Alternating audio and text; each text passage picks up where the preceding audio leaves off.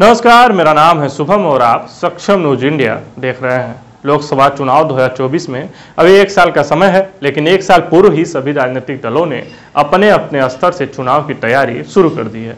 PM Narendra Modi के नेतृत्व वाली भाजपा को हैट्रिक लगाने से रोकने के लिए कांग्रेस के साथ ही अन्य छोटी बड़ी पार्टियां अलग अलग उपायों को तलाश रहे हैं। बात करें सपा प्रमुख अखिलेश यादव की, तो वह लोकसभा चुनाव 2024 के मद्देनजर थर्ड फ्रंट की राजनीति का हिस्सा बनने को तैयार है। भाजपा के खिलाफ रहने वाले सपा प्रमुख इन दिनों कांग्रेस से भी दूरी बनाकर तीसरे मोर्चे की कयावत में जुटे हुए हैं। इसके जरिए वो अपनी भूमिका को भी तलाश रहे हैं। राजनीतिक रणनीतिकारों की माने तो अखिलेश यादव केंद्रीय राजनीति में अपनी छवि बनाने में जुटे हैं। वह न सिर्फ विभिन्न राज्यों में पार्टी उम्मीदवार उतार रहे हैं, बल्कि गैर भाजपाई पार्टियों के आयोजन में भी हिस्सा ले रहे हैं। तेलंगाना, तमिलनाडु, गुजरात की यात्रा के बाद कोलकाता में राष्ट्रीय कार्य समिति की बैठक को भी इसी रणनीति के तौर पर देखा जा रहा है। अखिलेश यूपी के दौरे के साथ साथ बीच बीच में दिल्ली जाकर दिल्ली के मुख्यमंत्री अरविंद केजरीवाल, पंजाब के मुख्यमंत्री भगवंत मान, केरल के मुख्यमंत्री पिनराई विजयन और सीपीआई के डी राजा के साथ एकजुटता का संदेश भी वह दे चुके हैं। राजनीतिक पंडितों की माने तो कुछ दिन पूर्व वह तमिलनाडु की राजधानी चेन्नई पहुंचे थे, जहां उन्होंने सीएम एम.के. स्टालिन के जन्मदिन पर आयोजित कार्यक्रम में भी हिस्सा लिया था।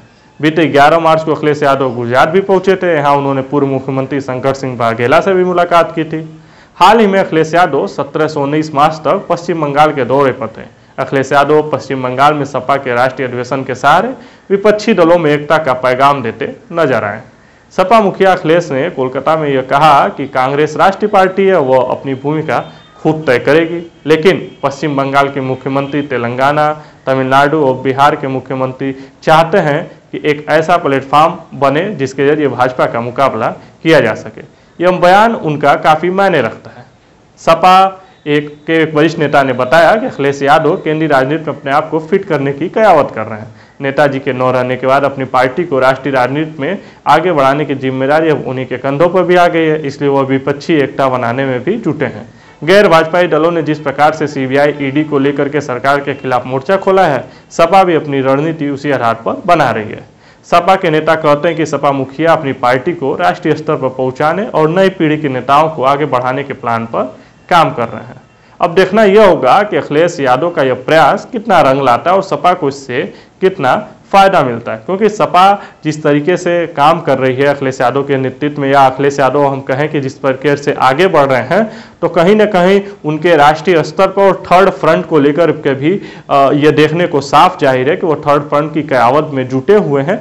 और इसका आगामी लोकसभा के चुनाव में कितना फायदा मिलेगा सपा को, यूपी में उनकी कितनी सीटें बढ़ेंगी, उनके अन्य राज्यों में उससे क्या फायदा मिलता है, और जो थर्ड फ्रंट अगर बनता है तो उसको कितना फायदा मिलेगा, क्या बीजेपी के जो ये जीत का जो रथ है वह रोक पाएंगे कि नहीं, तो ये कहीं ना कहीं अब आने वाला वक्त ही बताएगा। नमस्कार।